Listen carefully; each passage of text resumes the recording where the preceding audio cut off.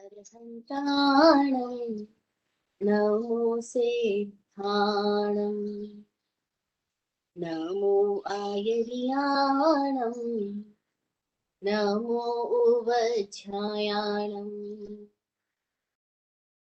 नमो लोये सवसाहूणम् ऐसो पंचन मुक्कारो सर्व पावपनासनो मंगलानंच सवेसिं पढ़मं हवै मंगलम्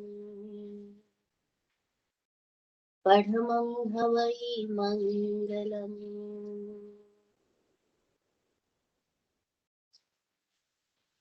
तेरी शरण में ही जीऊं, तेरी शरण में ही मरूं, मोक्ष की गंगा मिली तो कूप का जल क्यों पीऊं।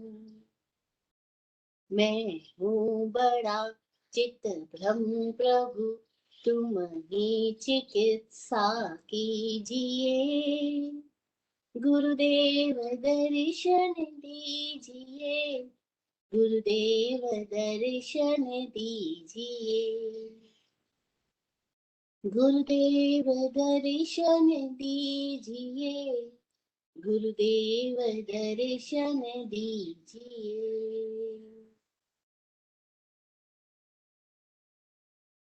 चरम तीर्थंकर समर भगवान महावीर स्वामी को वंदन नमन।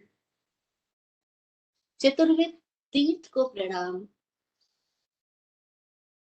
समस्त भव्य आत्माओं की भव्यता को प्रणाम। वाचक उमा स्वाति जी, जिनकी सत्प्रज्ञा से सृजित हुई तत्वार्थाधिगम सूत्र की रचना, उस रचनाकार को, उस ग्रंथकार को, उसके निर्मल प्रज्ञा को प्रणाम। हे सिद्ध परमात्मा, हम सबको सिद्धि का दर्शन हो। सिद्धा सिद्धिं मम दिसन्तु, सिद्धा सिद्धिं मम दिसन्तु, सिद्धा सिद्धिं मम दिसन्तु। जय हो। हम सुन रहे मोक्ष शास्त्र यानी तत्वार्थाधिगम सूत्र के पहले ही अध्याय, जिसका नाम भी मोक्ष मार्ग है, उसके 5 सूत्रों को हमने पिछले सेशन तक सुना। 5वां सूत्र था नाम स्थापना द्रव्य भाव तस्तन्यासः। नाम स्थापना द्रव्य और भाव, इससे उनका न्यास होता है। किनका न्यास होता है? तो ये सूत्र अपने से पूर्व सूत्र के साथ जुड़ा हुआ है, संयुक्त है। इसके पहले जो सूत्र था वह था जीवा जीवाश्रव बंध संवर निर्जरा मोक्षास्तत्व। जीव अजीव बंध संवर मोक्ष और निर्जरा, ये और बंध निर्जरा और मोक्ष, ये 7 तत्व है। उसमें हमने जाना था कि कैसे जीव और अजीव के मिश्रण से, मिश्रण यानी इनके संयुक्त होने से इस सृष्टि में सारी घटनाएं घटित होती है। आश्रव और बंध, ये दोनों ही आत्मज्ञानी विराट गुरु जी कहा करते कि दोनों ही दर्शन का विषय है।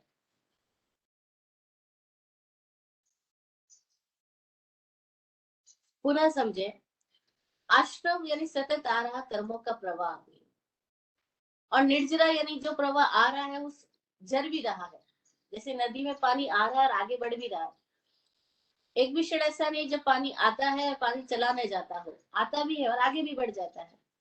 तो ऐसे ही प्राकृत प्रवाह जो सतत हमारे भीतर से गुजर रहा है, उसका गुजरना यानी आना और जाना, आश्रव और निर्जरा, ये दोनों सतत होने वाली एक प्राकृत प्रक्रिया भी समझ है।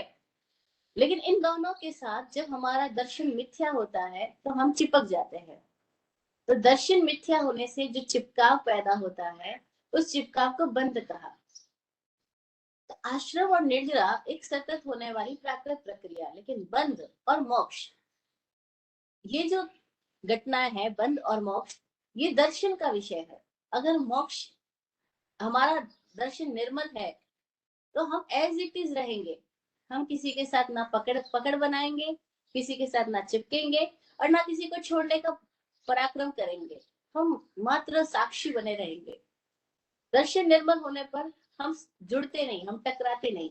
तब क्या होगा? मोक्षित होता जाएगा। क्षण क्षण निर्जरा, क्षण क्षण मोक्ष घटित होगा। किंतु अगर दर्शन निर्मल नहीं है, समकी दृष्टि हम नहीं है, हम साक्षी स्थिति में नहीं है, हम स्वभावस्थ नहीं है, तो क्या होगा? जो स्वभावस्थ नहीं है वो विभाव में चला जाएगा, वो प्रभाव में चला जाएगा, प्रभाव में बैठ जाएगा। तो फिर जैसा भी प्राकृत वेग आएगा, हम उसके साथ सुख और दुख का निर्माण करते जाएंगे। जैसे देखो, मौसम बदलता जाता है, लेकिन कितने लोग हैं जो बदलते मौसम के साथ में साक्षी बने रहते हैं, और कितने लोग हैं जो हर बदलते मौसम के साथ ओपिनियन जनरेट करते रहते हैं। जैसे, ओ कितनी गर्मी है, इतना पसीना, सहन ही नहीं हो रहा, गर्मी गर्मी चिल्लाते हैं। कोई, ओ कितनी ठंड है, ये तो ठीक नहीं हो रहा, तबियत इसकी वजह से गड़बड़ हो रही है, इतनी ठंड बर्दाश्त नहीं हो रही, ठंड अच्छी नहीं है, ठंड हुई है, ठंड वो। अच्छा, बारिश नहीं हो तो बारिश कब होएगी, जब बारिश हो जाए, अरे कब बारिश रुकेगी, कपड़े ही नहीं सूख रहे, काम ही नहीं हो रहा, इतना कीचड़, बाहर नहीं निकल सकते। अभी प्राकृतिक वेग हो रहा है, सर्दी गर्मी बारिश सब कुछ आ रहा है, जा रहा है, आंधी तूफान भूकंप सब कुछ हो रहा है। लेकिन हम में से कितने लोग हैं जो इसके साथ प्रभावित नहीं होंगे, पीड़ित नहीं होंगे? प्रभाव तो आएगा, लेकिन हम प्रभाव से पीड़ित नहीं होंगे, हम प्रभाव से सुख या दुख नहीं बनाएंगे। हम इसको चलने देंगे, बढ़ने देंगे, आ रहा है, जा रहा है। पुराने लोग ऐसे हुआ करते थे, जब उनसे कोई पूछता कि ये वस्तु कैसी बनी, या ये पदार्थ कैसा है, या ये स्थान कैसा है, या ये लोग कैसे हैं, या ये शहर कैसा है। जैसे आपसे कोई पूछे, आपका अमेरिका देश कैसा है, आपका नॉर्थ कैरोलिना कैसा है, आपका शहर कैसा है, आप क्या जवाब देंगे? जो पीछे दिख रहा है वैसा है। Very good. ये आंसर भी मजेदार है, जो दिख रहा है वैसा है ना? नहीं तो लोग क्या बोलेंगे? बहुत अच्छा है, हमारा शहर बहुत अच्छा है, हमारा है ना वो, इसलिए बहुत अच्छा है। किसी और का होता तो डिफरेंट बात होती। तो ऐसे ही हम अपनी चीजों के लिए एकदम बायस्ड हो जाएंगे, बहुत अच्छी है, या ये चीज बहुत ही खराब है, ऐसा बोलने लग जाएंगे। लेकिन कोई थोड़े लोग जो कहते हैं जैसा है वैसा है, और वो जो जैसा है वैसा है इतना कह दे, तो इसके आगे कोई व्याख्या नहीं बनेगी। अच्छा है कहेगा तो फिर आगे व्याख्या पैदा होगी। अच्छा है तो क्यों क्यों अच्छा है, तो हम बताएंगे यहाँ अच्छा इसलिए है क्योंकि यहाँ 24 घंटे बिजली मिलती है, पानी मिलता है, हवा अच्छी है, ये है वो है। अच्छा है कहोगे तो बहुत बड़ी व्याख्या बन सकती है, बुरा है कहोगे तो बहुत बड़ी व्याख्या बन सकती है। लेकिन अगर आप ये कह दो जैसा है वैसा है, बात स्टॉप हो गई, इसके आगे क्या बोलोगे? बस ऐसे ही समझो कि जब हम जिंदगी को यथार्थ देखने लग जाते हैं, जैसी है वैसी है, हर घटना को यथार्थ देखने लग जाते हैं, एज इट इज, तो हमारे भीतर कोई नई प्रक्रियाएं पैदा नहीं होगी। इसका मतलब है अब नया आश्रम, नया बंध नहीं पड़ेगा, अब नई घटनाओं का निर्माण नहीं होगा। अब जो हो रहा था वो वही पे स्टॉप हो गया, बस जैसा है वैसा है, बात खत्म। यानी हम अब मोक्षित हुए, उतनी स्थिति से मुक्त होने लग गए। अगर हम अपने भीतर में कंप्लीटली ऐसे हो जाएं कि जैसे है वैसे है, जैसे है वैसे है, अब क्रोध आ रहा है तो आ रहा है जैसे है। हम दिखावा नहीं कर रहे कि भीतर में तो क्रोध आ रहा है और ऊपर से हम मुस्कुरा रहे हैं, हम कोई दिखावा नहीं कर रहे, जैसे है वैसे है। भीतर में अच्छा नहीं लग रहा है तो बाहर भी वैसे ही हो रहा है, हम बाहर कुछ और दिखावा नहीं कर रहे हैं, जैसे है वैसे है। हम कोई भी इम्पोज नहीं कर रहे हैं, अपने ऊपर कोई एक्स्ट्रा पेंट नहीं कर रहे हैं, जैसे है वैसे है। तो क्या होगा? हम उतने उतनी स्थिति में, जितने जितने हमारे भीतर से व्याख्या खत्म हो जाएगी, नया निर्माण बंद हो जाएगा, तो हम मुक्त होते जाएंगे। तो ये 7 तत्व की बात हम कर रहे थे। इसमें से बंध और जो मोक्ष है, ये पूर्णतया हमारे दर्शन पे निर्भर है। दर्शन की वजह से यानी दृष्टि की अशुद्धि की वजह से हम बंधते हैं, अन्यथा बंधने का कोई कारण ही नहीं है। क्योंकि कोई भी पदार्थ का कण इस आत्मा को चिपक ही नहीं सकता है। हमारे होनेपन को कोई पदार्थ का कण चिपक ही नहीं सकता, लेकिन हमारा दृष्टिकोण निर्मल नहीं है, इसीलिए हम एक सम्मोहन पैदा कर लेते हैं, और उसी सम्मोहन को मिथ्यात्व कह सकते हैं, भ्रम कह सकते हैं, माया कह सकते हैं। और फिर उस माया मृषावाद में ही हम घूमते रहते हैं, और फिर वो हमारा ही सम्मोहित जगत हमारा बंधन बन जाता है। तो हकीकत में तो यथार्थ रूप में देखा जाए तो कोई एक कण दूसरे कण को चिपकता ही नहीं है, लेकिन हम यथार्थ को देखते ही नहीं, क्योंकि हमारी दृष्टि अभी बहुत अर्थों में सम्मोहित है। इसीलिए हमारा सम्मोहन निर्माण करता है, निर्माण भी करता है और विध्वंस भी करता है, विनाश भी करता है। हमारे सम्मोहन की वजह से हम सुखी भी होते हैं, दुखी भी होते हैं, जुड़ते भी हैं और टूटते भी हैं। हकीकत में नहीं, लेकिन ऐसा प्रतीत होता है, और वो प्रतीति का नाम ही माया बोला गया। तो हम इस मायावी जगत में यानी अपने भीतर के मायावी स्थितियों में हम लगातार भटकते रहते हैं। कोई एक है जो जाग जाता है, जिसको समझ में आता है कि ये पूरा जगत ना किसी को बांधता है ना किसी को रोकता है, ये तो सतत एक प्रवाह है, जैसे नदी बह रही है बह रही है, उसमें जितने भी चीजें डालोगे वो भी बह जाएंगे उस प्रवाह के साथ में। वो किसी को रोक नहीं रही, वो तो खुद अपने प्राकृत वेग से बह रही है। लेकिन हम हैं जो किनारे पे बैठ करके बोल देते हैं कि ये बहुत अच्छा है, ये बहुत बुरा है। किनारा साफ होने पर अच्छा लगता है, किनारा में गंदगी फैल जाए तो हमको बुरा लगता है। हम ही है जो गंदगी को बार बार देखते हैं, फिर गंदगी में जो बढ़ जाती है तो चिल्लाते हैं, और फिर कहते हैं इतना गंदा किसने कर दिया। अरे बाबा, हमारी नजरों ने कर दिया, पर ये बात हमें कहाँ समझ आती है। तो हमारे भीतर से लगातार किसी और पर दोषारोपण चलता रहता है, और फिर ये पूरा जगत, पूरी दुनिया, पूरी जिंदगी एक तरह से ब्लेम गेम बन जाती है। अब ब्लेम गेम का ऑपोजिट रूप है थैंक्स गिविंग। पहले हम ब्लेम करते हैं, फिर कभी थैंक यू बोलते हैं, फिर ब्लेम करते हैं, फिर थैंक यू बोलते हैं। जो यथार्थ की स्थिति में आ जाते हैं, वो ना ब्लेम देने जाते हैं, ना कभी थैंक यू बोलने जाते हैं, क्योंकि उनको तो सब चीजें जैसी है वैसी दिखाई पड़ती है। तो हम ब्लेम से थैंक्स में आ जाए, इसलिए लोग पहले प्रैक्टिस ये सिखाते हैं कि ब्लेम मत करो, थैंक यू बोलो। लेकिन फिर एक स्थिति आएगी, आप थैंक यू भी किसको बोलो, क्योंकि जो जैसा है वैसा है। कोई इंप्रेशन ही पैदा नहीं हो रहा तो थैंक यू भी कैसे पैदा होगा, कोई पराया ही नहीं रहा तो थैंक यू भी कैसे पैदा होगा। और एक नई डिफरेंट स्थिति आ जाएगी। हम चाहे तो हम उस पोजीशन में जी सकते हैं कि हमारे भीतर अब कुछ भी नहीं बचा हो, कोई पराया कण नहीं बचा। क्यों? क्योंकि पकड़ नहीं बची। तब फिर ना ब्लेम बचेगा, ना फिर थैंक्स गिविंग वाली स्थिति भी बचेगी। दोनों स्थितियों से हम एकदम ही परे इस जगत को एज इट इज देखने लग जाए, तो उसको तत्व का वेत्ता कहा। तत्ववेत्ता मतलब किताबी तत्वार्थ अधिगम सूत्र रख लेना, तत्ववेत्ता नहीं है। तत्ववेत्ता का मतलब है कि जिसने यथार्थ को देखना सीख लिया, अब वो यथार्थ को जानते हुए जीता है, यथार्थ को में जागते हुए जीता है, इसीलिए वो तत्ववेत्ता हुआ, वो आगम वेत्ता हुआ। अब उसके लिए कोई प्रकार की प्रोजेक्शन की जरूरत नहीं है, वो मेंटल प्रोजेक्शन उसका बंद हो गया। जो मानसिक प्रक्षेपण हमारा सतत चालू रहता है वो बंद हो गया। अब मानसिक प्रक्षेपण कितनी तरह से हम करते जाते हैं, तो अगला सूत्र बता रहा था, नाम से, स्थापना से, द्रव्य से और भाव से हमने प्रक्षेपण किया, हमने निक्षेप किया, हमने घटनाओं को इन चार बातों से देखना शुरू कर दिया, और तब ये चार बातें ही हमको इस जगत के साथ लगातार नई नई स्थितियों में ले जाती जाती है। अब अपना नाम अच्छे से अच्छा बनाने की कोशिश में लगे रहते हैं, और जो हमें पसंद नहीं है उनका नाम खराब करने की कोशिश में भी लगे रहते हैं। जो लोगों से हमारा मतलब निकल गया, अब हमारा कोई स्वार्थ सिद्ध नहीं होता है, अब वो हमको किसी भांति सुख नहीं दे रहे हैं, तो हम उनका नाम बदनाम करने में भी लगे रहते हैं। फिर हम जगह जगह जाकर के स्टोरी सुनाते हैं, आपको पता है मेरे भाई ने मेरे साथ क्या किया। अब भाई के बारे में स्टोरी बना रहे हैं, हमने क्या कर रहे हैं, उसके नाम को बदनाम। और जो दोस्त आपको बहुत फेवर कर रहा है, आपको बहुत जरूरत की स्थितियां पैदा करवा रहा है, मजा करवा रहा है, आप लोगों को जाके बोलोगे उनकी वजह से मेरी जिंदगी बहुत अच्छी हो गई। अब आपने उनका नाम विख्यात करने की कोशिश करी, लेकिन दोनों ही अर्थों में हम नाम के साथ जुड़े रहे। हम अपने स्वार्थ के साथ जुड़े रहे और स्वार्थों के साथ हमने नाम को बद या अच्छा बनाने की कोशिश की। और हम पूरी जिंदगी लोगों से ऐसी नाम भरी बातें सुनकर के प्रभावित होते रहते हैं।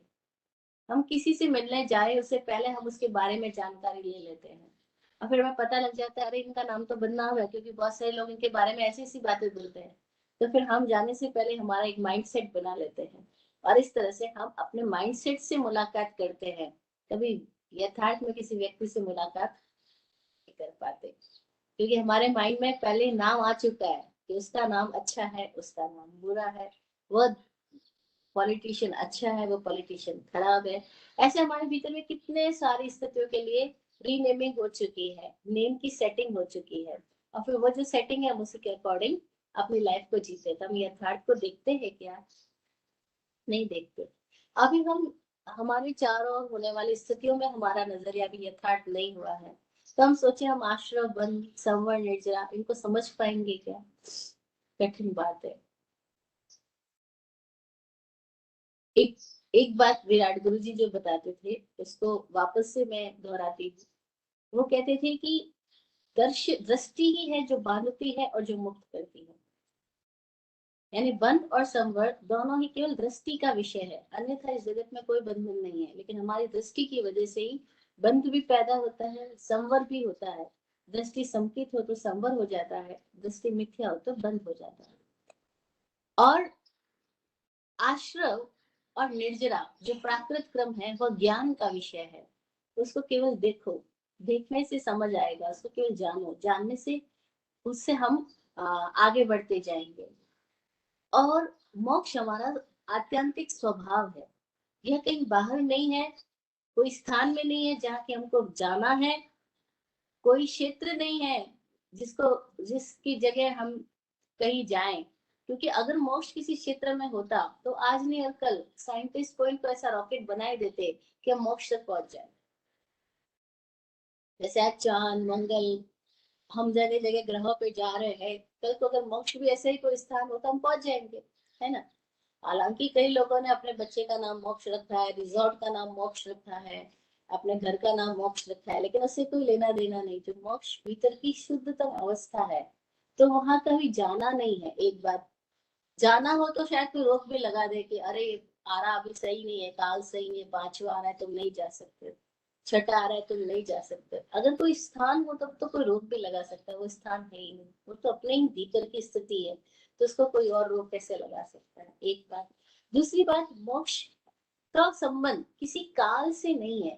कोई सोचे इस काल में मोक्ष बाधित हो जाता है तो वो गड़बड़ सोच रहा है, क्योंकि हमारी जो स्थिति है वो देश और काल दोनों से अविच्छिन्न है, दोनों से अलग है, दोनों से मुक्त है, दोनों के परे है। तो इस मोक्ष तत्व को समझने में लोग अक्सर ये भूल करते हैं, फिर वो मोक्ष को ऐसा बना लेते हैं कि मोक्ष कहीं है जहाँ हमें जाना है, मोक्ष कहीं है जहाँ हमें पहुंचना है, वो कभी हमें मिलेगा। या वैसा बना लेते हैं मोक्ष एक वरदान की तरह मिल जाएगा, तो बोलते बस मोक्ष मिल जाए, मोक्ष मिल जाए यही जीवन का उद्देश्य है। नहीं नहीं, मोक्ष मिलता नहीं है, मोक्ष तो है ही। मोक्ष हमारा स्वरूप है, हमारा स्वभाव है जो है। उसके लिए कहीं जाना नहीं है, कोई क्रिया नहीं है, कोई प्रक्रिया नहीं है, कोई एक्टिविटी नहीं है। उसमें केवल हमारी स्थिति में हमें जागना है। जैसे आप अमीर हो ही, लेकिन शराब के नशे में हो, इसलिए आपको पता ही नहीं आप क्या हो और आप जगह जगह भीख मांग रहे हो। लेकिन अगर नशा उतर जाए तो तुरंत पता लगेगा अरे मैं तो अमीर हूँ। ऐसे ही अगर हमारा नशा उतर जाए, प्रमाद समाप्त हो जाए, तो मिथ्या और प्रमाद के जाने के साथ ही हमें अपने आप से बोध होगा अरे मैं ही मोक्षित हूँ। जब अष्टावक्र जनक के साथ बात करते हैं तो जनक को नहीं कहते तुझे कुछ करना होगा, तुझे कहीं जाना होगा। वो कहते तू है ही, जरा देख तो सही अपनी स्थिति। और बस वो अपनी आंख को अपने अंदर ले जाते हैं और अपने अंदर ले जाते ही जाते हैं, ले जाते ही जाते हैं, कहीं अटकते नहीं है, कहीं रुकते नहीं है, कहीं प्रमादित नहीं होते, कहीं सम्मोहन में नहीं जाते।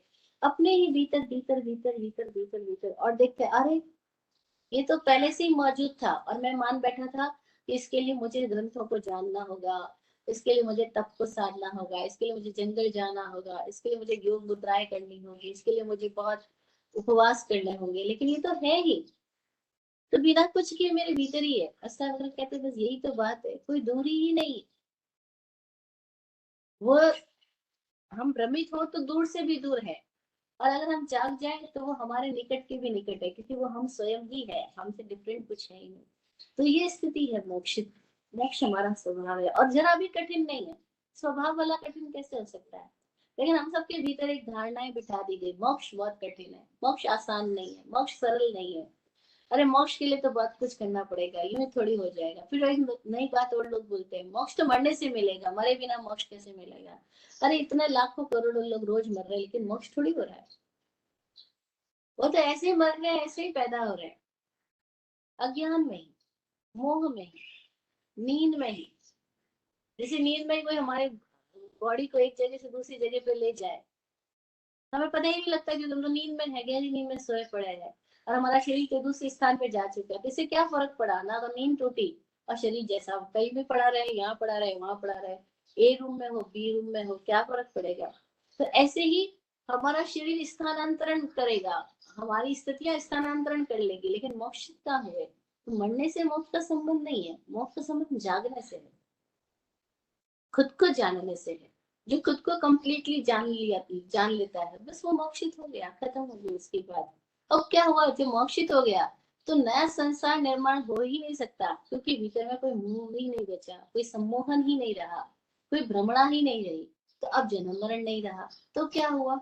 जब जन्म मरण ही नहीं हुआ तो व्यक्ति कैसा हुआ? व्यक्ति सत्य रूप हो गया, सच्चिदानंद, शाश्वत सनातन मुक्त स्थिति में हो गया। बस वो मोक्षित है। वो स्थिति हम सबके साथ है, हम सबका स्वभाव है। इसके लिए कुछ बाहर नहीं ढूंढो कि बाहर कुछ करना होगा, कुछ जाना होगा, कुछ जानना होगा, कहीं भटकना होगा। नहीं, कहीं नहीं, वो तो भीतर है और सतत है।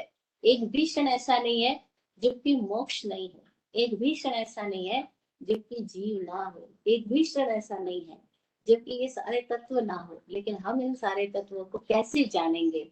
तो जानने के लिए चार स्थितियां बताई। नाम से जाना, नाम से हमने जान लिया।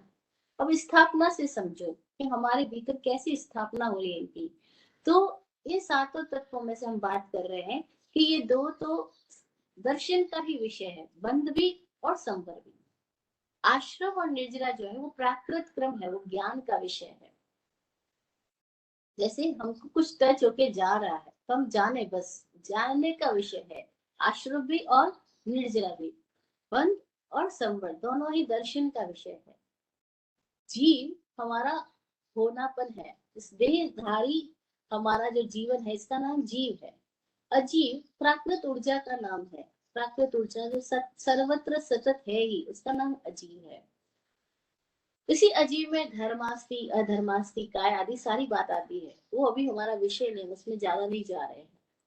जीव अजीव, पुण्य पाप जो है वो क्या है कि वह जो हमारे भीतर आश्रव आता है, सतत चल रहा है, उनमें से हमारे इरादे जो सतत उसके साथ जुड़ जाते हैं, हम बंध जाते हैं।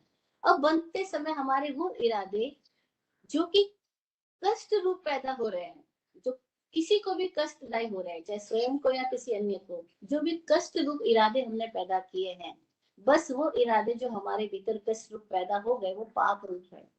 और वो इरादे जो हमारे भीतर एकदम शांतता, प्रसन्नता, स्वस्थ चित्तता वाले हैं, वो पुण्य रूप है। क्योंकि वो हमें इसी पल मजा दे रहे, साता दे रहे हैं, तो इसके परिणाम से भी साता आएगी। वे इरादे जो इस पल भी कष्ट दे रहे हैं, उसके परिणाम में भी वो कष्ट ही देंगे, इसीलिए वो पाप रूप हो गए। तो हमारे भीतर में एक स्थितियां ऐसी भी आती है जब हम खुद में दुखी होते हैं। जो दुख में जी रहा है वो पाप में जी रहा है, जो खुद में मौज में जी रहा है वो पुण्य में जी रहा है। पुण्य और पाप का संबंध भी किसी क्रिया से नहीं है। कोई लोग सोचते हैं ये क्रिया करेंगे तो पुण्य है, जैसे गाय को चारा खिलाएंगे तो पुण्य है ना, कबूतरों को दाना डालेंगे तो पुण्य। इन सबसे कोई लेना देना नहीं है। हम कहाँ है, हम क्या कर रहे हैं वो महत्वपूर्ण नहीं है, हम क्या है वो महत्वपूर्ण है। हम जो कर रहे हैं वो तो किसी के अधीन हो सकता है, किसी प्रभाव में आ सकता है, लेकिन हम जो है वो क्या है? अगर हम प्रसन्नतामय है, हम मौजमय है, हम प्रेममय है, हमारे भीतर कोई तनाव नहीं है इस क्षण के अंदर, हमारे भीतर एकदम स्वस्थ चित्तता है, तो हम पुण्यमय है। लेकिन हमारे भीतर तनाव है, दुख है, आर्त ध्यान है, रौद्र ध्यान है, तो हम पापमय है। तो पुण्य पाप जो है वो हमारी भीतरी इन स्थितियों के साथ है, जिसको हम कह सकते हैं भावनात्मक स्थितियों के साथ भी है। तो हमने इसको नाम से जाना, सातों तत्वों को स्थापना से भी हम जान रहे हैं, और साथ के साथ द्रव्य से भी।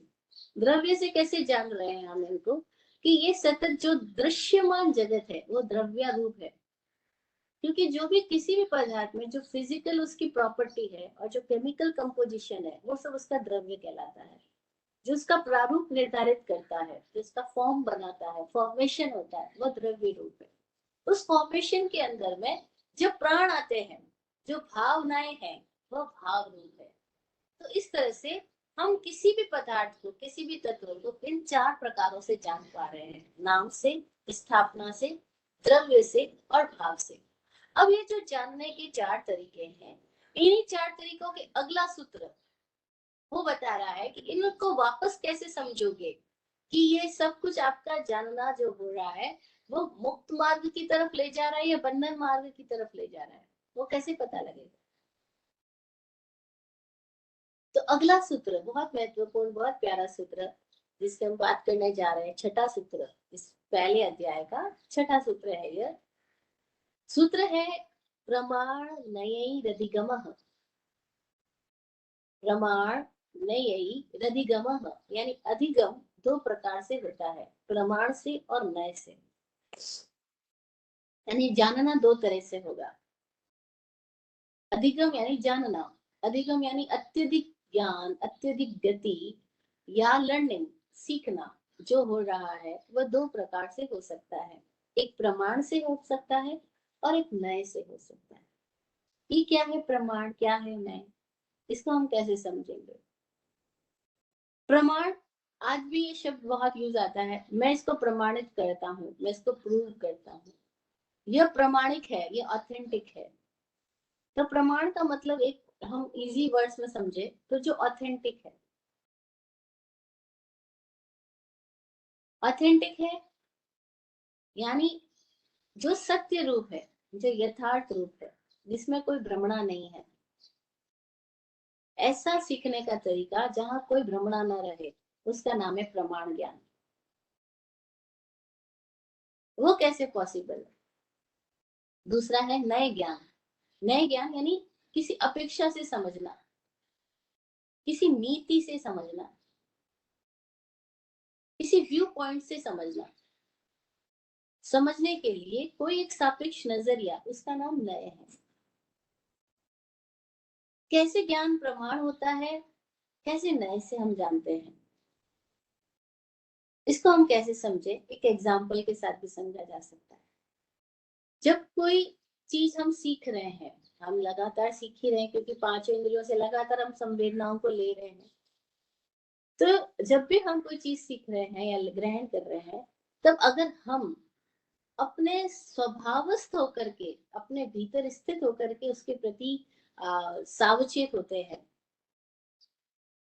तो हमारा जो देखना सुनना होता है, जो जानना होता है पांचों इंद्रियों के मार्फत, वह ज्ञान हमारे भीतर जाकर के यथार्थ रूप में परिणत होता है, तो वो प्रमाण ज्ञान कहलाता है।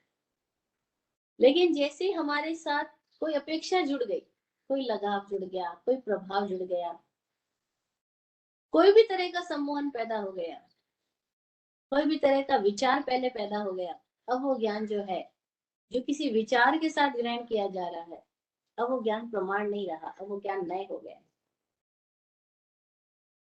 जैसे सपोज मैं आपसे मिल रही हूँ और मेरे भीतर पहले एक विचार आ चुका कि ये भाई तो बहुत अच्छे हैं, या ये भाई तो बहुत अमीर है, या ये तो बहुत ही दानी है, बहुत ही धार्मिक है। अब मैं जब आपसे मिल रही हूँ और मेरे भीतर में पहले एक विचार निश्चित हो चुका है, अब जो मेरा आपके साथ वार्तालाप होता है, मैं अपने उस विचार को पुष्ट करने की स्थिति में सारे वार्तालाप को लेके जाऊंगी।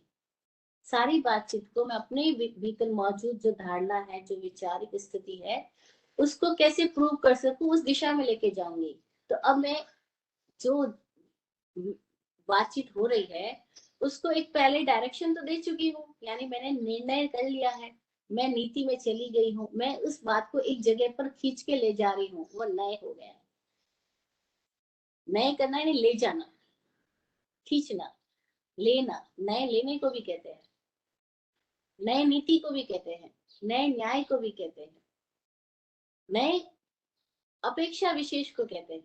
तो जब मैं सबको एक पॉइंट पे लेके जा रही हूँ, तो अब मैं क्या कर रही हूँ, मैं यथार्थ में नहीं हूँ। मैंने जो पहले से कोई नीति बनाई है, मैं उस दिशा में बात सोचती हूँ, अब वो नए हो गया। क्या हुआ, हम सबको बचपन से ही हिंदू, मुस्लिम, जैन, बौद्ध, सिख, ईसाई कुछ कुछ बना दिया गया है। हम पैदा होने के साथ ही हमारे भीतर उस तरह की कोई एक जो फॉर्मेशन है वो फिट कर दी गई है। अब हम चीजों को जैन की हिसाब से देखते हैं, बीइंग अ जैनी ऐसा ऐसा, बीइंग अ हिंदू ऐसा ऐसा, बीइंग अ मुस्लिम ऐसा ऐसा। तो अब हम चीजों को जो वैसी है वैसी नहीं देखेंगे, जैसी है वैसी नहीं देखेंगे। हमारे भीतर पहले से मौजूद जो जैन है, अब वो चीजों को जैन आकार दे देता है। तभी तो जैन जब पेड़ को छूता है तो उसके भीतर एक अलग स्थिति पैदा होती है। वो कहते हैं अरे ये तो वनस्पति काय है, अरे इसमें असंख्य जीव है। अब वो सब जो बात उसके अंदर आ गई, असंख्य जीव है, वनस्पति काय है, ये कहाँ से आई? ये उसके अपने अनुभव से आई है या उसने सुन रखी इसलिए आई है? हम जब पानी को छू रहे तो हमारे भीतर आ रहा है अरे ये तो अब काय है, ये तो वनस्पति काय है, ये बेंद्रिय है, ये सब चीजें कहाँ से आ रही है? सुने हुए होने की वजह से आ रही है, यानी नए से आ रही है, प्रमाण से नहीं आ रही। प्रमाण क्या था? जब महावीर स्वामी ने अनुभव किया कि वृक्षों में जीवन है, एक पत्ते में जीवन है, एक छोटी से छोटी स्थिति में जीवन है। जब महावीर स्वामी ने अनुभव किया कि पूरी पृथ्वी सचेतन है, ये निर्जीव नहीं है, पूरी पृथ्वी सचेतन इकाई है, पानी का हर एक बूंद जीव है, जीवन है। जब महावीर स्वामी ने अनुभव किया हवा का प्रत्येक कण जीवन है, जब उन्होंने अनुभव किया कि ये तो पूरा ही सचेतन है, जिसको अभी तक हम समझ रहे थे ये सचेतन नहीं है, सचेतन है, जीवन रूप है, तब उन्होंने कहा पृथ्वी काय है, अप काय है, तेजस काय है, वायु काय है, वनस्पति काय है, त्रस काय है। जब उन्होंने ये बात कही तो उन्होंने ये बात किसी से सुन के नहीं जानी थी, उन्होंने ये बात किसी ग्रंथ को पढ़ के नहीं जानी थी, उन्होंने ये बात अपने प्रमाण से जाने, अपने अनुभव से जाने थे। तो उनका ये जो ज्ञान है वो प्रमाण ज्ञान है, उनका ज्ञान ऑथेंटिक है, क्योंकि वो उनके अपने अनुभव से आया है, उनके अपने दर्शन से आया है, उनके अपने वेदन से आया है। तो वह ज्ञान प्रमाण ज्ञान है। इसीलिए हम ऐसे महापुरुषों को आप्त पुरुष कहते हैं। आप्त यानी प्रामाणिक है, ये आप्त यानी इनके भीतर से ही ज्ञान प्रकट हुआ है, ये आप्त ज्ञान है, ये प्राप्त ज्ञान नहीं है। और हमारे लिए यही सारी बातें आप्त नहीं है, ये प्राप्त है, हमने कहीं से पाई है, किताबों से पाई है, ऑनलाइन पाई है, किसी के प्रवचनों से पाई है, हमारे लिए सब प्राप्त ज्ञान है। और उन लोगों के लिए ये ज्ञान आप्त ज्ञान है, उनके अंदर से आया ज्ञान है, imported from soul, from within, इसीलिए उसको आप्त बोला। तो जो आप्त ज्ञान है वो प्रमाण ज्ञान है, जो आप्त वचन है वो प्रमाण वचन है। जो ऐसे वितरागी सत्पुरुषों का वचन है, जो उनके अपने अनुभव से आया है, वो सब आप्त वचन है, आप्त ज्ञान है, प्रमाण ज्ञान है। तो प्रमाण ज्ञान किसको कहा? जो किसी और से नहीं पाया, जो अपने भीतर ऐसी स्थिति आई कि हमको वो चीजें वैसी वैसी दिखाई देने लगी जैसी वो है। यानी जिसने खुद पे काम किया है वो प्रमाण को प्राप्त करेगा, और जिसने खुद पे काम नहीं किया है, जिसने औरों के किए गए कामों को, निष्कर्षों को पकड़ लिया है, पा लिया है, उसको नए कहा गया है। इसको फिर से समझे कि आत्मस्थ, स्वभावस्थ आप्त पुरुषों का ज्ञान प्रमाण ज्ञान है। वे जो जान रहे हैं वो अपने ऑथेंटिसिटी से जान रहे हैं, वे जो बोल रहे हैं वो भी प्रमाण ज्ञान है। लेकिन उनकी बातों को सुन करके फिर सुनने वाले ने वापस अपने आप को जोड़ते हुए वापस जो बात आगे बढ़ा दी है, अब वही बात नए हो गई है। अब वो प्रमाण नहीं रहा, वो नए हो गए। सुनने वाला जब तक सुन रहा था, जिस सोर्स से आ रही थी वो प्रमाण था, लेकिन अब सुनने वाला ने जब वापस बात आगे बढ़ाई है, तब उसके लिए वो बात जो है प्रमाण नहीं है, क्योंकि उसने सुनने के बाद जैसी बात को आगे किसी और को कहा, तब तक उसमें वो खुद भी मिल गया। गंगोत्री से गंगा निकली, प्रमाण है। लेकिन वही गंगा जब अब कलकत्ता तक आ गई है, वही गंगा जब हरिद्वार ऋषिकेश तक आ गई है, वही गंगा जो आगे बढ़ते बढ़ते इतने सारे किनारों पे पहुंच गई है, अब वो गंगा प्रमाण नहीं रही, क्योंकि उसमें बहुत सारे लोगों के वो प्रमाण भी है उसमें, लेकिन अब नए जुड़ गया, अब नए हो गया, क्योंकि अब बहुत सारे लोगों का कूड़ा कचरा भी तो मिल गया है, बहुत सारे स्थानों की खुशबू बदबू सब वो इकट्ठी करके ला रही है, अब नए हो गया है, अब प्रमाण नहीं रहा। तो प्रमाण नए रतिगम, सीखना दो तरीके से होता है, प्रमाण से और नए से। बचपन से जब हम यहाँ तक आए तो नए तो है ही, हर एक चीज को हमने किसी एंगल से समझा है। जैसे हम आज इंडियन एजुकेशन सिस्टम की बात करें, तो बचपन से हम एजुकेशन में जो किताबें पढ़ रहे थे, हिस्ट्री को पढ़ रहे थे, कितनी सारी सब्जेक्ट्स उसमें, लिखने वाले किताब लिखने वाले लोगों ने अपने अपने हिसाब से हिस्ट्री को तोड़ मरोड़ के लिखा नहीं। मुगलों के बारे में इतना लंबा चौड़ा पढ़ाया गया, लेकिन इंडियंस जो पॉलिटिशियंस हुए, जो राजा लोग हुए, जो बहुत सारी रानियां हुई, जो अलग अलग प्रांत पे अलग अलग तरीके की स्थितियां रही, वो हमें कभी वैसे नहीं पढ़ाया गया। सारा हमको इस दृष्टि से पढ़ाया गया कि कैसे हम मुस्लिमों को, मुगलों के बारे में श्रेष्ठ श्रेष्ठ चीजें पढ़ सके, तो हमारा एक बायस पैदा किया। फिर इंग्लिश लोग आ गए इंडिया में, तो उन्होंने किताबों के अंदर इस तरीके से चैप्टर्स डलवाए, ऐसी बुक्स पैदा करवाई कि कैसे हम उन लोगों की अच्छी बातों को पढ़ सके, कि नहीं जो यूरोप है वो श्रेष्ठ है, जो अमेरिका है वो श्रेष्ठ है, इंडिया में ऐसी कुछ नहीं हुआ, जो हुआ क्रांतियां वहां हुई, ये हुआ वो। तो हम फ्रांस की क्रांति पढ़ते गए, रूस की क्रांति पढ़ते गए, यूरोप के देशों को पढ़ते गए। अभी आज फिर स्थितियां बदल रही है, आज वो लोग कह रहे हैं अब कैसे हम इसको हिंदू राष्ट्र घोषित कर दे। तो हिंदू कहानियां जो अब तक दबा दी गई थी, छुपा दी गई थी, अब उनको उभार करके वो पढ़ाया जा रहा है।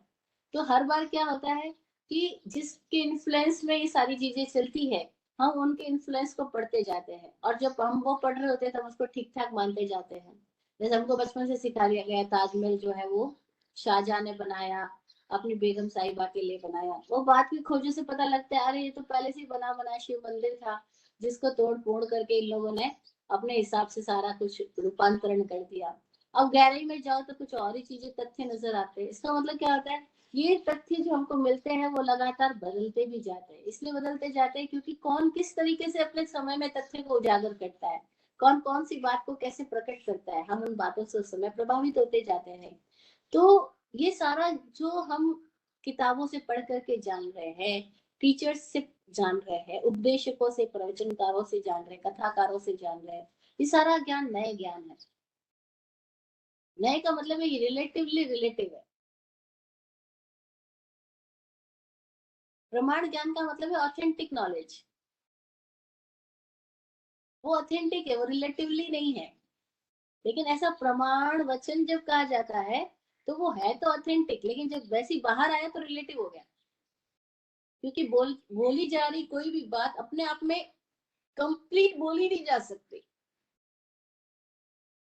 सारी बात जो है वो कंप्लीट कही नहीं जा सकती, क्योंकि कहने की सीमा है, वर्ड्स हैव लिमिट्स। तो प्रमाण ज्ञान भी जो हमें मिलता है वो ऑथेंटिक, ऑथेंटिकली रिलेटिव है। लेकिन जो नई ज्ञान है वो रिलेटिवली रिलेटिव है। प्रमाणिक वचन को सुन करके फिर जो आगे पास ऑन किया जा रहा है वो सब नए ज्ञान है। जैसे अभी मैं बोल रही हूँ वो सब नए ज्ञान है, ये रिलेटिवली रिलेटिव है।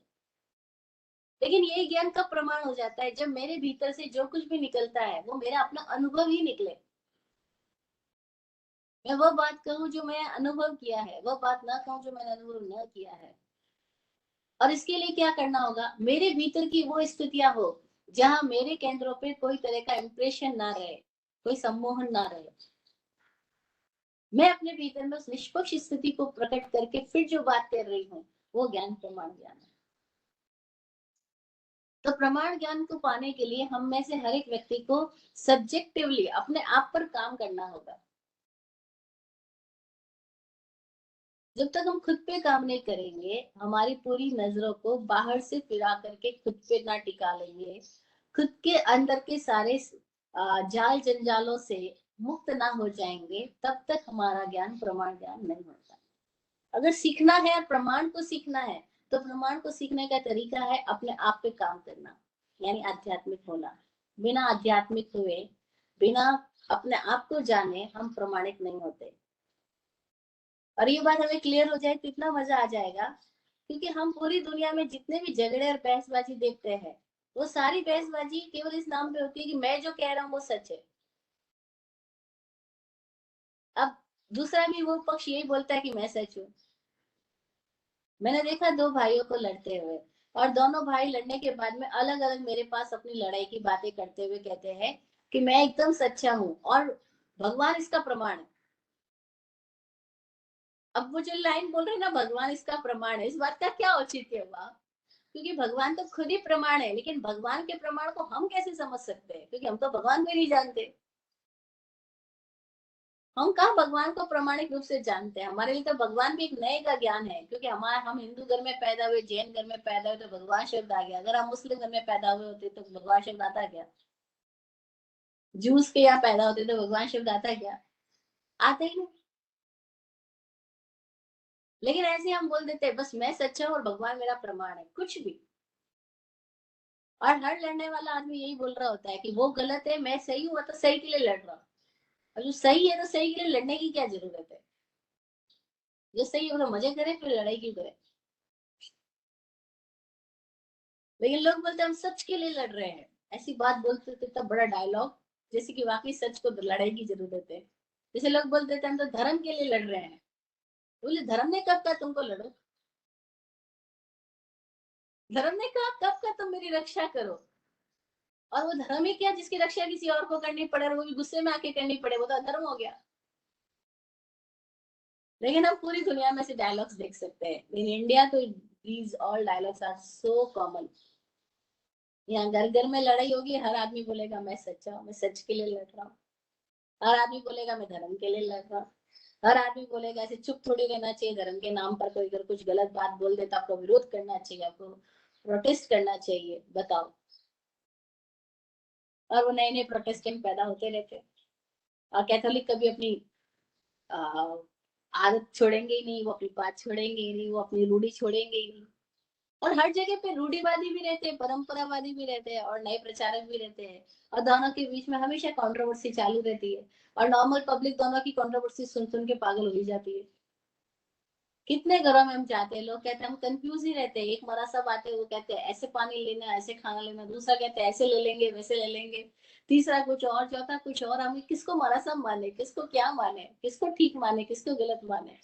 तो हम कहते हैं ना कोई ठीक है ना कोई गलत है। आपके घर में जितनी तरह के गेस्ट आते हैं, आप जैसे हर तरह के गेस्ट के लिए उनकी चॉइस का खाना और पीना देते हो, वैसे हमारा सब लोगों को दे दिया करो। इसके पीछे चक्करों में मत जाओ कि अरे वो सेल को छू दिया तो असुस्ता हो गया, फ्रिज को छू दिया तो असुस्ता हो गया, मोबाइल पड़ा दिख गया तो महाराज जी लौट गए। तुम दुखी मत बनो, क्योंकि वो खुद ही अपने दुखों के लिए काफी है। महाराज जी खुद ही अपने लिए अंतराय पैदा कर रहे हैं, खुद ही अपने लिए दुख पैदा कर रहे हैं। मन से यदि कोई नियम बनाते हैं, मन गढ़ंत नियमों को पालते हैं, मन गढ़ंत भी अपने लिए अंतराय पैदा करते हैं, क्योंकि वे तो यथार्थ ज्ञान को उपलब्धि नहीं है। अगर प्रमाणिक हो जाते तो ये सारे प्रपंचों में नहीं होते, और इतने सारे नियमों में, इतने सारे प्रपंचों में जो बिल्कुल अवैज्ञानिक है, लेकिन उसको वो पकड़ पकड़ के खुद ही अपने लिए दोष बना देते हैं। तो आप उनके लिए जिम्मेदार नहीं हो, आप दुख मत मनाओ। आप बस प्रेम करो। वो ले जाए प्रेम से तो ठीक है, ना ले जाए तो ठीक है। लेकिन यहाँ हमारा सब लोग खुद को भी दुखी करते हैं और पब्लिक को भी। खुद भी झूठ बोलते, दूसरों से भी झूठ बुलवाते, बोलते ये खाना किसके लिए बनाया, पानी किसके लिए बनाया, ये किसके लिए बनाओ। अरे क्यों झूठ बोलवा रहे हो? आपको पता, विवेक से नहीं पता लग रहा कि कौन सी चीज किसके लिए हुई है, या कब कहाँ क्यों हुआ है। लेकिन अपना विवेक इस्तेमाल नहीं करना चाहते, हम नियम को प्रधानता देना चाहते हैं। और जैसे कोई व्यक्ति नियम को प्रधानता देगा और विवेक का प्रयोग नहीं करेगा, यानी वो नए ज्ञान में उलझा, नए के अंदर उलझा रहेगा, प्रमाण की तरफ कभी बढ़ेगा ही नहीं। और जैसे कोई प्रमाण की दिशा में काम कर रहा है कि मैं कैसे खुद से जानूं, खुद के विवेक को जगा के जानूं, मैं किसी नियम की वजह से नहीं मान रहा हूँ, किसी परंपरा की वजह से नहीं मान रहा हूँ, मैं खुद के विवेक को जगा के जानूंगा। अब वो व्यक्ति प्रमाण की स्थिति में जाएगा। तब क्या होगा? उसको अपने आप पे काम करना होता है। तो पूरे जगत में कभी सत्य और झूठ की लड़ाई नहीं होती है। लोग बोलते सच और झूठ की लड़ाई होती है, तो कभी भी लड़ाई नहीं होती है। विराट गुरु जी कहा करते थे, झूठ के एक पक्ष की झूठ के दूसरे पक्ष से लड़ाई होती है। असत्य में तो कोई पक्ष ही नहीं होता, वो निष्पक्ष होता है, इसलिए वो लड़ेगा ही कैसे। जो लोग झगड़ा करते हैं और ऐसा बोलते हैं कि मैं सच्चा हूँ वो झूठा है इसलिए झगड़ा है, तो समझना कि झूठ का एक पक्ष झूठ के दूसरे पक्ष से लड़ रहा है। सत्य कभी लड़ाई करता ही नहीं, क्योंकि सत्य का लड़ाई से बोला क्या संबंध। सत्य तो जो जीता है बस। सत्य को कभी प्रपंच है ही नहीं, तो प्रमाण को कोई प्रपंच नहीं। और नए में सारे प्रपंच ही प्रपंच है। अब नए में भी कई तरह के नए हैं, इसको आगे दार्शनिकों ने अलग अलग स्थितियों में बांट दिया है। लेकिन नए को समझना जो रिलेटिव बात है, जो व्यू पॉइंट से आ रही है, जो किसी सापेक्षता से पैदा हो रही है, जो सापेक्ष कथन है, वो नए है। और जो निरपेक्ष स्थितियां हैं वो प्रमाण है। निरपेक्ष, कोई अपेक्षा नहीं, कोई पक्षपात नहीं, कोई तेरा मेरा नहीं, कोई हिंदू मुस्लिम नहीं, कोई सिख ईसाई नहीं। जो अपनी ऑथेंटिसिटी से आता है वो प्रमाण है। कोई कबीर के वचन प्रमाणिक वचन है, क्योंकि वो अपने अनुभव से आते हैं। कोई कबीर जो कहते हैं कि ना काहू से दोस्ती ना काहू से बैर, वो प्रमाणिक स्थितियां हैं। कोई महावीर के वचन, कोई बुद्ध के वचन, कोई जीसस के वचन, कोई गुरु नानक साहब के वचन, वो प्रमाण वचन है जो उन्होंने अपने अपने अनुभव से जाने हैं, अपने अनुभव से जिए हैं। वो जो मीराबाई का नृत्य आता है वो प्रमाणिक नृत्य है। वो नृत्य एक सोच से पैदा नहीं होता, वो नृत्य उनकी स्थिति से निकलता है। हम सोच के नाचते हैं तो वो नाच प्रामाणिक नहीं है, वो नए हो गया। जो बिना सोच के भीतर की स्थितियों से प्रकट हो रहा है वह प्रमाण है, वह नृत्य प्रमाण है, वह चित्र प्रमाण है।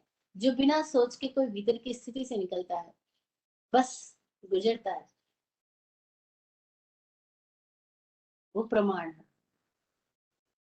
वो जो फूल खिले हैं बगीचे में वो प्रमाण है, और घर में जो हमने प्लास्टिक के फूल ला करके रख दिया है तो वो प्रमाण नहीं।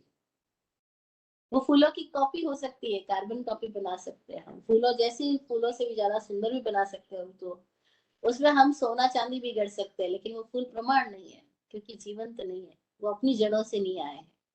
जो अपनी खुदाई से निकला ज्ञान है वो प्रमाण है। जो खुदाई से, खुद की खुदाई से, खुद के भीतर की स्थितियों से। ज्ञान तो वही है, लेकिन वही ज्ञान यानी वही जानकारी जब भ्रम मुक्त होती है, संशय मुक्त होती है, जो भीतर की शंका कांक्षा विचिकित्सा इन सारे दोषों से मुक्त स्थिति से गुजर निकलती है, वह स्थिति वह ज्ञान प्रमाण हो जाती है। लेकिन वह बात जो हम बात तो कर रहे हैं, लेकिन अपने भीतर में उसकी कोई स्थिति पैदा नहीं हुई। हम कह तो रहे गुस्सा मत करो, बाप अपने बेटे को कह रहा है गुस्सा मत कर, पर ये बात भी वो गुस्से में आके कह रहा है। अब वो बात क्या है, क्या वो प्रमाण ज्ञान है? नहीं, वो प्रमाण नहीं। उसको नए भी नहीं कहना, उसको तो दुर्नय कहना चाहिए। दुर्नय है, क्योंकि वो बाप खुद भी तो गुस्से में आके बोल रहा है गुस्सा मत कर। जैसे शराबी बाप अपने बेटे को शराब पीते हुए देख करके चांटा लगाता है, बोलता है शराब पीना बुरी बात है, और वो चांटा खुद भी शराब के नशे में लगा रहा है। अब ये क्या हो गया? ये दुर्नय है। क्या उसकी बात मानी जाएगी? क्या बेटा मानेगा उसकी बात? नहीं मानेगा, क्योंकि वो जान रहा है कहने वाला खुद तो शराब में के नशे में कह रहा है मेरे को ये बात। ऐसे ही सारी स्थितियों में हो रहा है। विराट गुरु जी कहा करते थे कि ये सब कथावाचक जो है ये मोक्ष में नहीं जाएंगे। मैं कहती क्यों? तो कहते ये उधार की बात को उधार सुना रहे हैं। इनका अपना अनुभव तो कहीं है ही नहीं, इन्होंने कहीं से पढ़ सुन ली बातें और उन बातों को वो आगे जनता में दोहरा देते हैं। तो ये उधार की बातों को उधार आगे फॉरवर्ड करने वाले लोग हैं, ये इनका कभी मोक्ष नहीं हो सकता, क्योंकि इनके भीतर तो कोई अनुभव जागा ही नहीं। और फिर ऐसी कथाएं सुना करके जब इतनी तारीफें मिलने लग जाती है तो उनको लगता है हम पहुंच गए। हमारा जीवन सफल हो गया हम पहुंच गए, क्योंकि हमने इतनी लोगों की जिंदगी में धर्म की बात पहुंचा दी, बस वही चूक गए, गड़बड़ हो गई। जो खुद के भीतर ही नहीं आया तो दूसरों के भीतर कैसे ट्रांसफर हो सकता है? और वो धर्म तो है ही नहीं जो अपने अनुभव से नहीं निकला है। तो प्रमाण वचन कब होता है, प्रमाण ज्ञान कब होता है? वह ज्ञान जो हमारे भीतर के शंका, कांक्षा, विचिकित्सा आदि दोषों से मुक्त अवस्था में होता है, उसको प्रमाण ज्ञान बोलते हैं। जो प्रमाता के भीतर, यानी जो ज्ञानी है, जो जानने वाला है, प्रमाता, उस प्रमाता के भीतर जब तीन तरह के दोष, दर्शन की भाषा में, मैं दार्शनिक स्थिति की भाषा में तीन दोष कह सकती हूँ उसको, संशय, विपर्य और अनध्यवसाय, ये तीन दोष से मुक्त ज्ञान हो तो उसको प्रमाण ज्ञान बोलते हैं। संशय यानी संदेह होना, कॉन्फ्लिक्ट होना, डाउट्स होना, कंफ्यूजन होना, जैसे कि नॉर्मली सबके अंदर है ही, हर एक चीज को लेके कंफ्यूजन होता है, ये करूं वैसा करूं ऐसा करूं, ये खाऊं ना खाऊं, ये पहनूं ना पहनूं, ये जाऊं ना जाऊं, ये ठीक है गलत है, ये पाप है ये पुण्य है, सही है या नहीं है, बस इस तरह से कंफ्यूजन जो रहता है, इसका मतलब ज्ञान प्रमाण नहीं है। जैसे अगर हमारी आंख ठीक ठाक हो, स्वस्थ हो, तो हमें कभी पूछते थोड़ी है कि इस घर में कहाँ से निकलो, सामने सामने दरवाजा निकल जाएंगे। लेकिन अगर हमारी आंख ठीक नहीं हो तो हमें पूछते लोगों से कहाँ से निकलना है, हम दीवारों को पकड़ पकड़ के चलते हैं, खिड़कियों, वैसे भी हम कई बार निकलने लग जाते हैं क्योंकि हमें तो पता ही नहीं, हमारी आंख देख ही नहीं रही। तो जब दृष्टि निर्मल नहीं है तो क्या होगा? कंफ्यूजन होंगे, संशय होंगे और विपर्य होंगे, विपरीत स्थितियों को हम प्राप्त कर लेंगे। विपरीत स्थिति कैसे? जैसे रास्ते में चल रहा था एक आदमी और उसके भीतर में बहुत लालच है, कुछ पाना चाह रहा है, बस पैसे, किसी तरह से पैसे आ जाए, और उसे देखा सड़क के ऊपर दूर से धूप, धूप की प्रकाश की वजह से उसको चमचमाता हुआ कोई सिक्का नजर आया, और दूर से उसको देख के उसके अंदर बहुत खुशी पैदा हुई, अरे वाह, मैं जाऊं सिक्के को उठा लूं। और जब पास में जाता है और उस सिक्के के लिए हाथ लगाता है तो पता लगता है वो सिक्का नहीं है, किसी ने बलगम, किसी ने थूक रखा है, और वो धूप के प्रकाश में ऐसी सिक्के की तरह भासित हो रहा था। और वो कहता है छी छी यार, गंदे हो गए, कैसे लोग थूकते हैं यहाँ पर, देखो जरा। और वो, उसने हाथ डाला किस लिए था? वो तो उसने थूक को देख के थोड़ी डाला, उसने सिक्के के भ्रम में डाला था। तो ऐसे हम सब किसी भ्रम में किसी जगह जाते हैं और बाद में पता लगता है अरे, शादी की तो सुख के लिए थी, तो दुख आ गया। बच्चे पैदा किए तो सुख के लिए थे, लेकिन ये तो कष्ट आ रहा है, दुख ही दुख आ रहा है, क्योंकि हम मानते हैं किसी से सुख मिलेगा, फिर हमको किसी से दुख मिलता है। ये विपर्य स्थितियां है, और हम इस विपर्यास में पूरी जिंदगी जीते हैं। हम पूरी जिंदगी कुछ पाना जाते हैं और मिलता कुछ और है। नहीं, ज्ञानी लोग बोलते हैं कि कोई रेत को पेले और इस आशा में पेले कि रेत को पेलने से तेल निकल जाएगा, तो वो पूरी जिंदगी रेत को पेलता जाए, तेल तो निकलेगा ही नहीं, बस। लेकिन वो आशा है, वो कभी मरती नहीं है, वो दम लेती नहीं है, वो रेत को पेलता ही जाता है। बोलते हैं संसार के सारे सुख की इच्छा करना रेत को पेलने की तरह है, क्योंकि हम दूसरे से सुख चाहते हैं। पति से मिल जाएगा, बच्चों से मिल जाएगा, पत्नी से मिल जाएगा, परिवार से मिल जाएगा, पता लगता है सब दुख का कारण बन गए। वो अपनी माँ से सुख चाहते तो माँ ही दुख का कारण है, माँ से परेशानियां होती है। माँ और बेटी आपस में रहे तो झगड़ा करती है, बाप और बेटे झगड़ा करते, एक साथ बैठ नहीं सकते। वो बेटा घर में आता है तो बाप जाके सो जाता है अपने कमरे के अंदर, और बाप जब बाहर आता है तो बेटा अपने कमरे में चला जाता है, मिलना ही नहीं चाहते, क्योंकि मिले नहीं और आर्ग्यूमेंट हो जाएंगे। ये तो सुख के लिए पैदा किया था, दुखी दुख हो गया, ऐसा कैसे हो गया? क्योंकि संसार का स्वभाव ही ऐसा है। हम बाहर सुख ढूंढना चाहेंगे तो बाहर मिलेगा ही नहीं, वो वहां उपलब्धि नहीं, हम रॉन्ग एड्रेस पे जा रहे हैं, और रॉन्ग एड्रेस पे जाकर के बैल बजा रहे तो क्या मिलेगा? तो का विपर्यास स्थितियों में जो जीता है, संशय की स्थिति में जीता है, जो जीता है, और अनध्यवसाय यानी अनिर्णित स्थितियों में, अनिश्चित स्थितियों में जीता है, जिसके भीतर में अभी समझ निर्मल नहीं हुई है, तो अध्यवसाय निर्मल नहीं, कंफ्यूजन ही कंफ्यूजन है, तो वो स्थिति में जो जीता है उसका ज्ञान प्रमाण ज्ञान हो, उसका जीना ही प्रमाण जीना हो। और एकदम एकदम सिंपल लैंग्वेज में कहें तो हम जब तक स्ट्रेस में है हम प्रामाणिक है ही नहीं। विराट गुरु जी ऐसा कहा करते थे कि जो तनाव में है वो धार्मिक कदापि नहीं। अगर कोई व्यक्ति तनाव में है, इसका लक्षण ये वो धार्मिक नहीं है, और धार्मिक है तो वो कभी तनाव में हो नहीं सकता। धार्मिक व्यक्ति है तो वो मौज में होता है, वो स्वभाव में है तो मजे में होगा,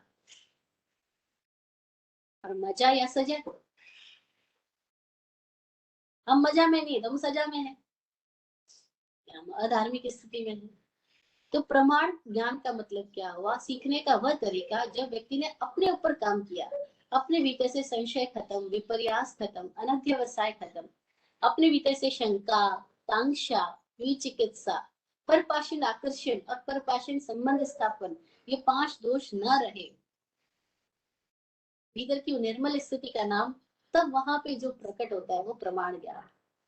तो प्रमाण ज्ञान का संबंध, ज्ञान का संबंध किताबी जानकारियों से नहीं है, ज्ञान का संबंध ग्रंथों से मिल रही सूचनाओं से या इस शास्त्रों से या पुस्तकों से बिल्कुल भी नहीं है।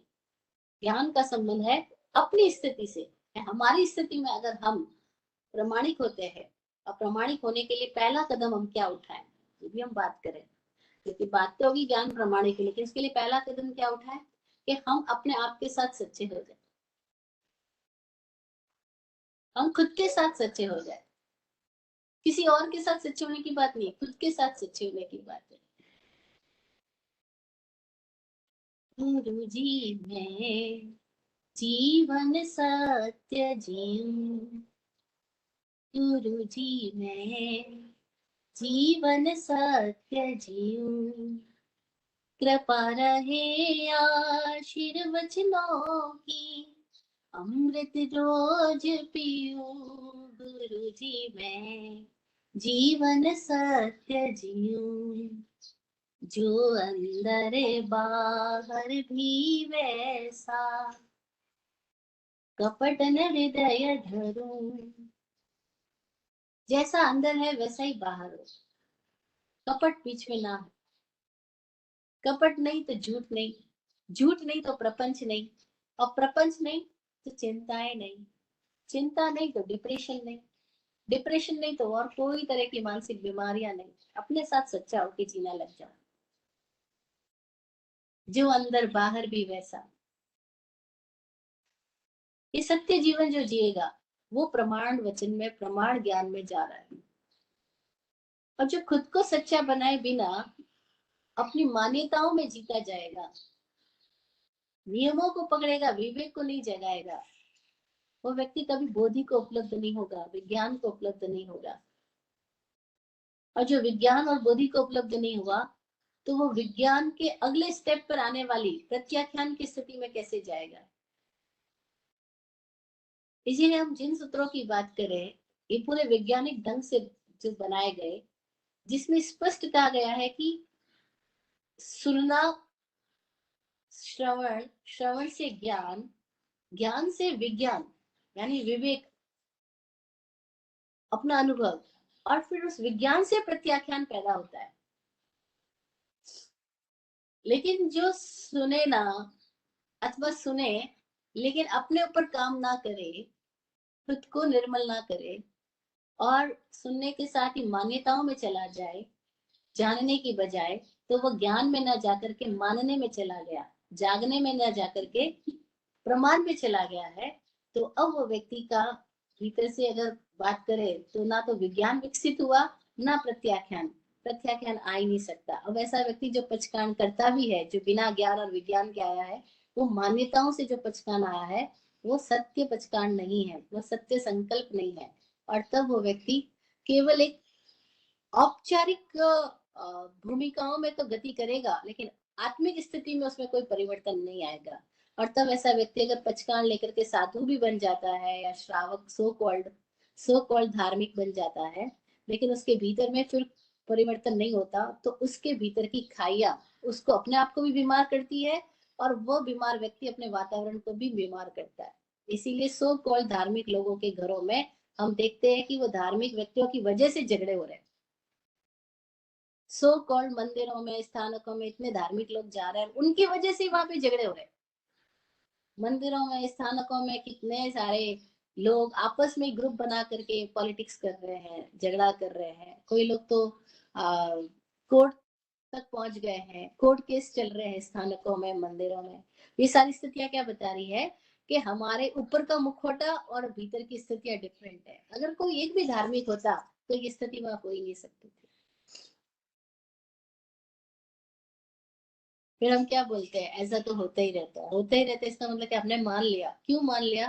क्योंकि हमने अपने आप को प्रमाणिक बनाया ही नहीं है, तो हमने मिथ्याओं को ही सपोर्ट किया है, अपने भीतर भी और बाहर भी। और फिर मिथ्यात्व में कषाय है, झगड़े है। लेकिन अगर भीतर प्रमाण है तो झगड़ा हो ही नहीं सकता। तो प्रमाण और नए दोनों से अधिगम होता है, दोनों से सीखना होता है। और सीखने का मतलब केवल इन धार्मिक क्षेत्र में नहीं, पूरे जीवन के हर एक क्षेत्र में। जो अरहंतों के वचन हैं, जो सत्पुरुषों के प्रामाणिक वचन हैं, उन वचनों का संबंध किसी पर्टिकुलर क्षेत्र या पर्टिकुलर स्थिति के साथ नहीं है, वो तो जीवन के हर विशेष क्षेत्र में लागू होते हैं। हम जीवन के हर विशेष क्षेत्र में दो तरीके से ज्ञान प्राप्त कर सकते हैं। एक, खुद पे एक्सपेरिमेंट करें और एक्सपीरियंस गेन करें, दैट्स कॉल्ड प्रमाण ज्ञान। एक, किताबों को पढ़ ले, रट लो, एग्जाम दे करके आ जा, डिग्री प्राप्त कर लो, दैट्स कॉल्ड नए ज्ञान। तो नए से डिग्री तो मिल जाएगी, लेकिन अनुभव कहाँ मिलेगा? और अनुभव जिसको मिल गया उसको डिग्री की परवाह कहाँ है? उसका अनुभव ही उसकी डिग्री है, वो रियल में डिग्री है, क्योंकि उसमें वो खुद अपग्रेड हुआ है। और किताबें पढ़ करके हमने बुद्धि में डाली और फिर वॉमिट करके एग्जाम में लिख करके आ गए और हम डिग्री ले ली, उसमें हमारा अनुभव कहाँ पका? तो उसमें पेपर रूपी डिग्री तो मिल गई, लेकिन अनुभव रूपी डिग्री नहीं मिली है। तो प्रमाण ज्ञान है अपना अनुभव। उसके लिए प्रमाता को ईमानदार, ऑथेंटिक होना होगा। नए ज्ञान है सुनी हुई पढ़ी हुई बातें जो हमने बाहर से ली, बोरोड नॉलेज। तो borrowed informative knowledge is not actually knowledge, it is only information, जो हमारे को बौद्धिक रूप से इंटेलेक्चुअली तो बनाएगी, लेकिन उस इंटेलेक्चुअली होने में क्या होगा? एक्चुअल खो जाएगा। We can become intellectually smart, but we are not really actually smart. और तब क्या होगा? भेद खाई पैदा होगी, और वो खाई नरक है। हमारे भीतर खाई जो भेद पैदा हो रहा है, दिखने वाला रूप कुछ और है, भीतर कुछ और चल रहा है, वही नरक है। और अपना वो नरक जिसको दिखाई देने लग जाए, वो फिर नरक में क्यों रहेगा? वो खुद को ईमानदार बनाएगा, फिर उसके भीतर का भेद खत्म हो जाएगा। तो भीतर में ही जो खाइयां है वो पट जाए, वो तभी संभव है जब हम प्रामाणिक हो जाए। इसीलिए प्रमाण और नए दो तरीकों से अधिगम होता है। नए से तो हो ही रहा है, रिलेटिवली नॉलेज तो हमें हर जगह मिल रही है, पर रियल नॉलेज के लिए हमें अपने आप पे काम करना होगा। ये बात समझ में आ जाए तो खुद पे काम कैसे करना, उसके लिए अगले सूत्र में हम गति करेंगे। आज का सूत्र इतना ही। आशा करती हूँ आपको ये बात प्रमाण और नए की समझ आई होगी। फिर भी कुछ क्वेश्चन बाकी रहे तो आप सभी के क्वेश्चंस इनवाइट है, आमंत्रित है, आप लोग प्रश्न कीजिए, अभी भी कर सकते हैं। और इस पूरे सेशन को, एपिसोड को दोबारा सुन करके फिर भीतर कोई प्रश्न पैदा हो तो बाद में भी कर सकते हैं। मैं अपनी बात को यहीं विराम देती हूँ।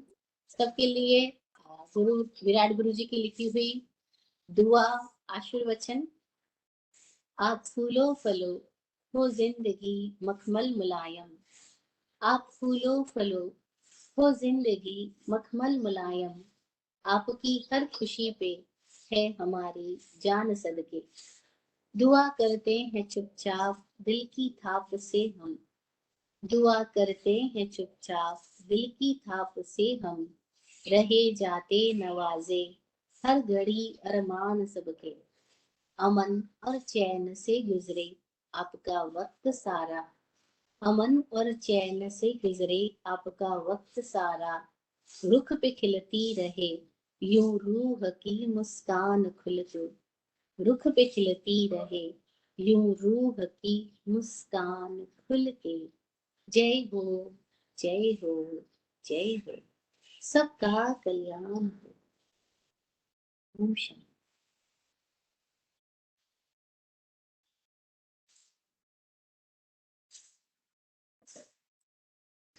Right.